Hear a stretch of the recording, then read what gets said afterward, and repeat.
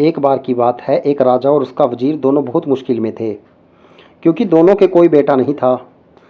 दोनों की एक दोनों की यह एक सी मुश्किल उन दोनों को एक दूसरे के और करीब ले आई थी।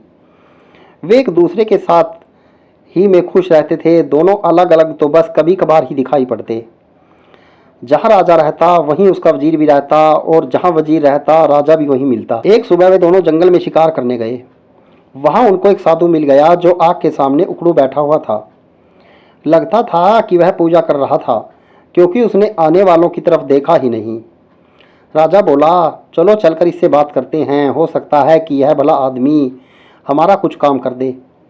सो दोनों ने उसके सामने लेटकर उसको प्रणाम किया और अपना दुखड़ा रोया।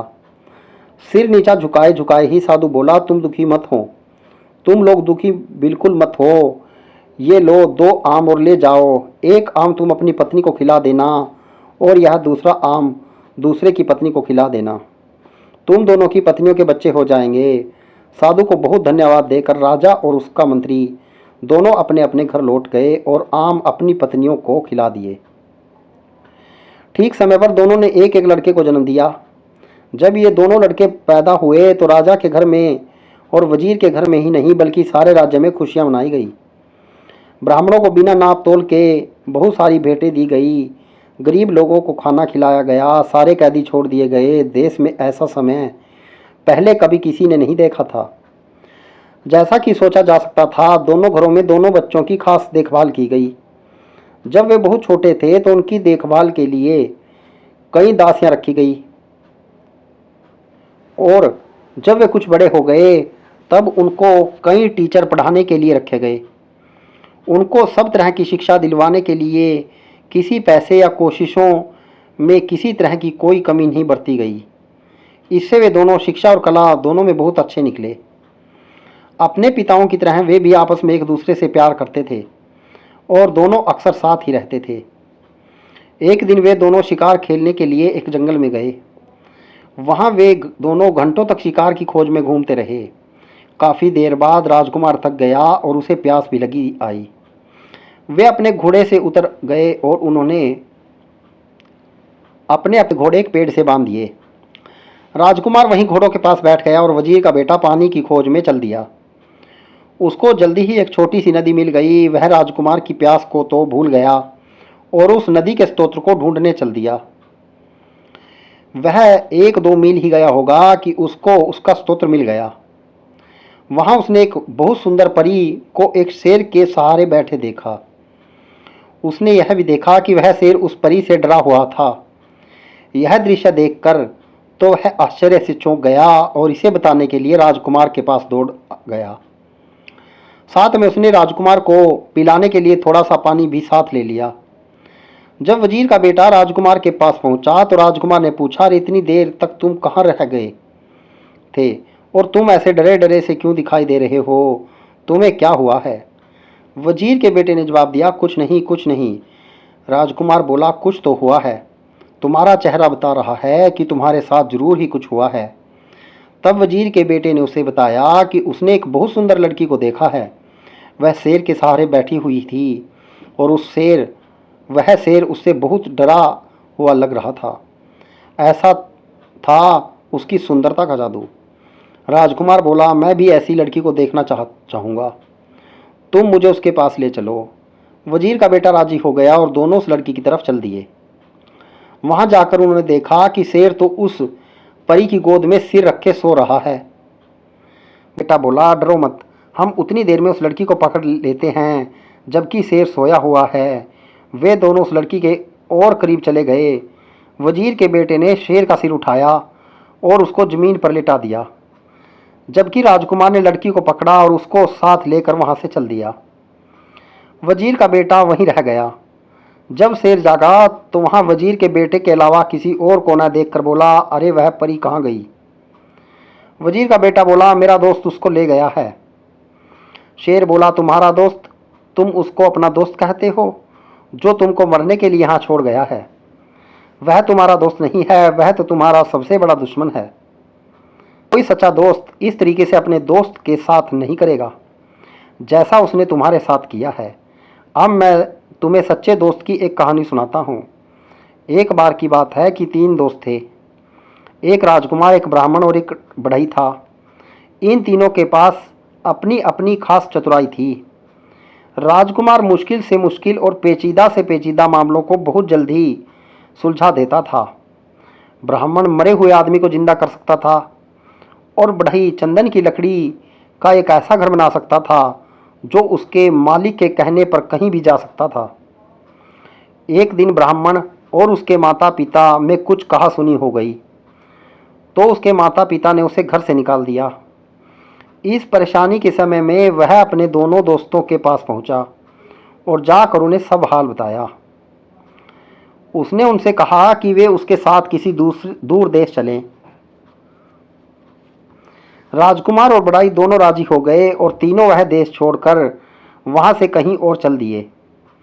वे लोग बहुत दूर नहीं गए थे कि राजकुमार किसी वजह से रुक गया, पर बढ़ई और ब्राह्मण आगे चलते रहे। कुछ देर बाद राजकुमार जल्दी जल्दी आगे चला ताकि वह अपने दोस्तों को पकड़ सके, पर बदनसीबी से वह दूसरे रास्ते पर चला गया और उनको न पा सका।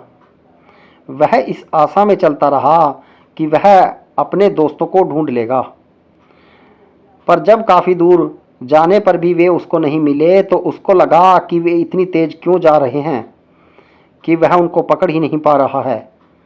इस बीच ब्राह्मण और बढ़ई दोनों बहुत धीरे धीरे चल रहे थे और सोच रहे थे कि राजकुमार अब तक उनको पकड़ क्यों नहीं पाया। वे लोग तो बहुत धीरे धीरे थे। आखिर यह सोचकर उन्होंने उसके आने की आशा छोड़ दी कि शायद उसको घर की याद आ रही होगी, तो वह घर वापस चला गया होगा। चलते चलते राजकुमार एक बहुत बड़े मैदान में आ निकला, जिसके बीच में एक बहुत बड़ी और शानदार बिल्डिंग खड़ी थी। उसने सोचा, यहाँ कौन रहता है? यकीनन कोई ताकतवर आदमी ही रहता होगा, मैं जाकर मालूम करता हूँ। सोचते हुए वह बिल्डिंग के दरवाजे तक गया और दरवाज़ा खटखटाया तो एक बहुत ही सुंदर लड़की ने दरवाज़ा खोला और बड़ी मीठी आवाज़ में उसको अंदर आने के लिए कहा। जब वह अंदर आ रहा था तो वह रो पड़ी। राजकुमार ने उससे उसके रोने का वजह पूछी तो वह बोली, तुम्हारी सुंदरता और तुम्हारी जवानी देखकर मुझे तुम पर दया आती है। अनजाने में ही तुम अपनी मौत के मुंह में आ फंसे हो। तुमने यहाँ आने से पहले यहाँ के बारे में जानने की कोशिश क्यों नहीं की? क्या तुमको नहीं पता कि यहाँ एक राक्षस रहता है जिसने कई मीलों दूर तक के सारे आदमियों को खा लिया है? अफसोस, अब तुम्हें मैं क्या बताऊं, मुझे डर है कि वह तुम्हें भी खा जाएगा। राजकुमार बोला, नहीं नहीं, तुम इतनी नाउम्मीद न हो, धीरज रखो, मुझे उसके बारे में कुछ बताओ तो शायद मेरी जान बच जाए। वह लड़की सिसकते हुए बोली, पर मुझे पता नहीं कि मैं तुम्हारी सुरक्षा के लिए क्या करूं। फिर वह अपने मकान के पीछे वाले कमरे की तरफ ले गई और उसमें रखे एक बक्से में उसको बंद कर दिया और उससे बोली, अब तुम यहाँ तब तक चुपचाप रहो जब तक मैं यहाँ दोबारा आती हूँ। भगवान तुम्हारी रक्षा करे। शाम को राक्षस लौटा तो उसकी तेज सूंघने की ताकत ने उसे बता दिया कि वहीं कहीं कोई आदमी मौजूद था। उसने लड़की से पूछा, क्या तुम्हारे अलावा यहाँ कोई और भी आदमी है? कौन है?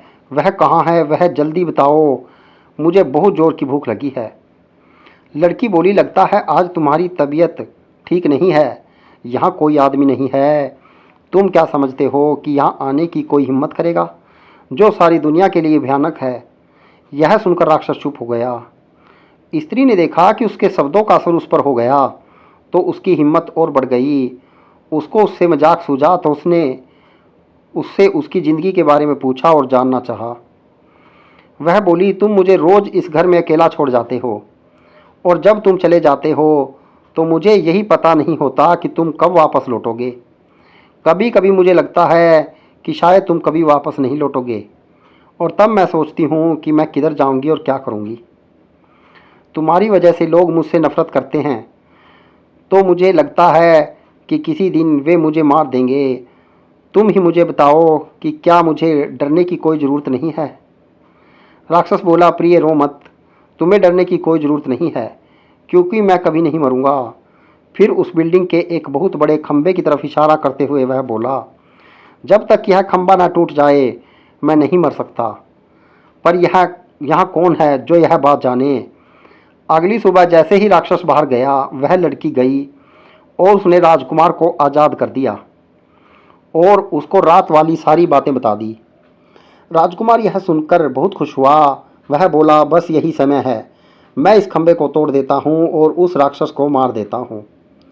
ऐसा कहकर उसने खंबे को मार मार कर तोड़ दिया, जब तक उसके सैकड़ों टुकड़े न हो गए। ऐसा लग रहा था कि राजकुमार की हर चोट सीधी राक्षस पर पड़ रही थी, क्योंकि जैसे ही वह खंबे को मारता, राक्षस बहुत जोर से चिल्लाता था।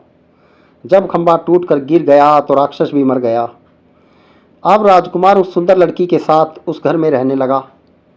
आसपास के लोग उसका राक्षस के मारने के लिए धन्यवाद करने के लिए आए। उसके बाद उस देश में शांति और खुशहाली छा गई। आसपास की ज़मीन में फिर से खेती होने लगी, गांव बसने लगे, वातावरण में लोगों की हंसी और संगीत गूंजने लगा। पर सच्ची खुशी हमेशा के लिए तो नहीं रहती। एक दिन वह लड़की अपने घर की एक खिड़की के सामने अपने बाल संवार रही थी। बाल संवार का कंघी उसने खिड़की की दीवार पर रख दी कि एक कौवा वहां आया और उस कंघी को लेकर उड़ गया।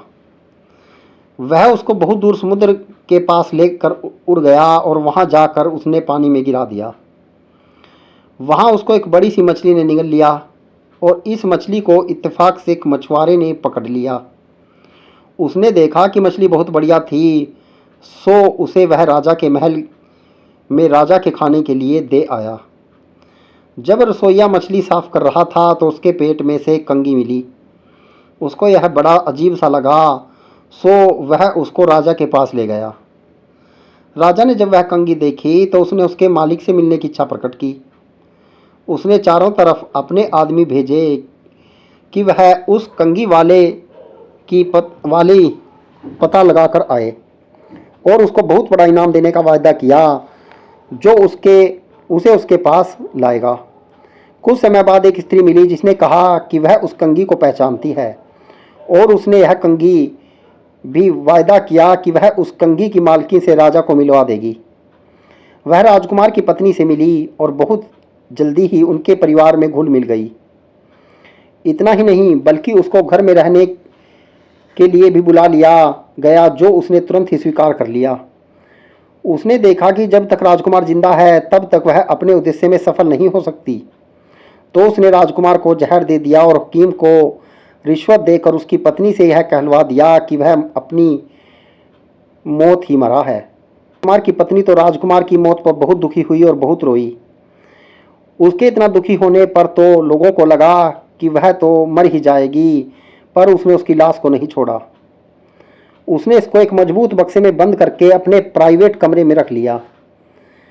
उसने अपने पति के उसके दो दोस्तों के बारे में अक्सर सुना था कि वे क्या कर सकते हैं। उसको यह आशा थी कि एक दिन वह उनसे जरूर मिलेगी और अपने पति को जिंदा करवा लेगी। जैसे ही उस स्त्री को मौका लगा, उसने उस लड़की को उसका घर छोड़ने के लिए और अपने साथ रहने के लिए कहा कि वहाँ तो वह काफ़ी परेशान थी, कुछ दिन वह वहाँ से दूर रह लेगी तो उसको थोड़ी शांति मिल जाएगी। लड़की राजी हो गई और उसके साथ चली गई। अपने घर आते ही उस स्त्री ने राजा को खबर की कि वह अपने उद्देश्य में सफल हो गई है। राजा वहाँ आया और उस लड़की को जबरदस्ती अपने महल में ले गया और उससे प्रार्थना की कि वह उसके साथ उसकी रानी बनकर रहे। लड़की बोली कि वह उससे शादी तो कर लेगी, पर उसको 6 महीने का समय दिया जाए, क्योंकि उसके पंडित ने उससे ऐसा करने के लिए कहा था। राजा यह सुनकर बहुत खुश हुआ और उस दिन का इंतजार करने लगा जब वह दिन आएगा जब वह उस लड़की से शादी कर पाएगा। उसके लिए उसने एक छोटा सा महल सड़क के किनारे बनवा दिया था। वह उसी में अकेली रहती थी। इसी बीच वह लड़की भगवान से यह मनाती रही कि उसके पति के दोनों दोस्त कहीं से उसे मिल जाएं तो वह इस राजा से शादी करने से बच जाए। वह हर जगह पूछताछ करती रही। वह हमेशा अपनी खिड़की पर ही बैठी रहती और इस आशा में बाहर की तरफ देखती रहती कि शायद वे दोनों वहां से कभी गुजरें। एक दिन उसने 2 आदमी अपनी तरफ घर की तरफ आते देखे तो उसने उनसे पूछा, आप लोग कौन हैं और कहाँ से आए हैं? वे बोले, हम यात्री हैं और काफ़ी यात्रा करने के बाद यहाँ पहुँचे हैं। हमारो साथ हमारा एक दोस्त राजकुमार भी था, पर अब वह खो गया है, हम उसी को ढूंढ रहते हैं। लड़की बोली, आप अंदर आइए और थोड़ा आराम कीजिए, फिर मुझे अपने खोए हुए दोस्त के बारे में कुछ बताइए। शायद मैं आपके खोए हुए दोस्त को ढूंढने में आपकी सहायता कर सकूं। सो वे दोनों महल में चले गए और उस लड़की के पास बैठकर उन्होंने उसको अपनी सारी कहानी बताई। लड़की बोली, भगवान का लाख लाख धन्यवाद है कि आप लोग यहाँ हैं, पर मुझे अफसोस है कि राजकुमार तो मर चुका है। ब्राह्मण बोला, आपको उसकी आप चिंता ना करें, मैं उसको जिंदा कर लूँगा। भगवान का लाख लाख धन्यवाद है कि हम ठीक जगह पर पहुँच गए। भगवान आपकी हर इच्छा पूरी करे, आप हमें राजकुमार का शरीर दिखा दीजिए। लड़की बोली, पर जरा ठहरिए, हमको बड़ी सावधानी से काम लेना है।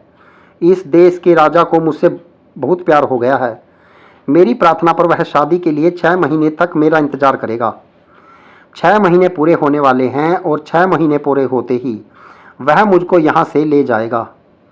हम लोगों को बहुत ही सावधानी से काम करना है, क्योंकि राजा ने मेरे चारों तरफ बहुत बड़ा पहरा लगा रखा है। जो कुछ भी यहाँ होता रहता है, ये पहरेदार जाकर राजा को सब बताते रहते हैं। मुझे यकीन है कि आपका यहाँ होना भी राजा को पता चल गया होगा। अब देखना यह है कि हम यहाँ से निकले कैसे। बड़ाई बोला, आप डरिए मत। अगर आप मुझे जरा सा चंदन की लकड़ी का टुकड़ा ला दें तो मैं उसे एक ऐसा महल बना दूंगा जो उसके मालिक की इच्छा पर इधर से उधर जा सकेगा। लड़की बोली, ठीक है, मैं देखती हूँ। उसी समय उस लड़की ने एक दूत राजा के महल की तरफ एक संदेश लेकर भेजा। मैंने आपसे शादी करने का फैसला किया है। हमारी शादी का दिन पास आ रहा है। आप मुझसे खुश रहें। आप मुझे 300 मन चंदन की लकड़ी भिजवा दें।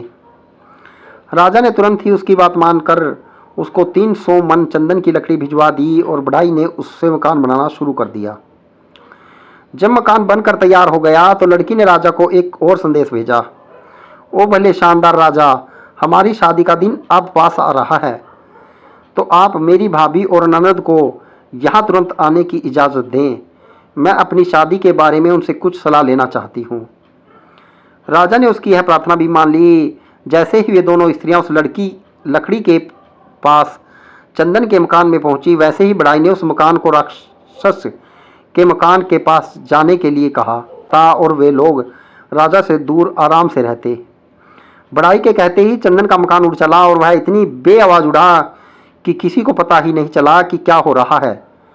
वे सब तो बस उसकी बनावट की ही तारीफ करने में लगी थी कि अचानक उन्होंने अपने आप को मरे हुए राक्षस के महल के पास पाया। लड़की ब्राह्मण को राजकुमार की लाश के पास ले गई। ब्राह्मण ने बस उससे अपना हाथ छुआया कि वह जिंदा हो गया। सब लोगों में खुशी की लहर दौड़ गई। राजकुमार की शादी लड़की से करा दी गई। बाद में पता चला कि वह तो उस समय से एक बहुत बड़े ताकतवर राजा की बेटी थी। राजकुमार ने दोनों दोस्तों बढ़ाई और ब्राह्मण की शादी राजकुमारी की ननद और भाभी से करा दी गई। सब लोग राक्षस के मकान में बहुत दिनों तक खुशी खुशी रहे। शेर ने अपनी कहानी खत्म करते हुए कहा, ओ वजीर के बेटे, जैसे वे ब्राह्मण और बढ़ाई उस राजकुमार के दोस्त थे, वैसे लोग ही दोस्त होते हैं। राजकुमार की तो तुम बात मत करो, जो खुद तो परी को लेकर चला गया और तुमको यहाँ मरने के लिए छोड़ गया। उसको तुम अपना दोस्त मत कहो, वह तुम्हारा दोस्त नहीं है। खैर, तुम मरोगे नहीं, मैं तुम्हें कोई नुकसान नहीं पहुंचाऊंगा। तुम अपने घर जाओ और शांति से रहो। और वजीर का बेटा वहां से चला गया। मित्रों, यह मैंने आपको ज्ञानवर्धक कहानी सुनाई है। यदि कहानी अच्छी लगे तो शेयर जरूर कीजिएगा।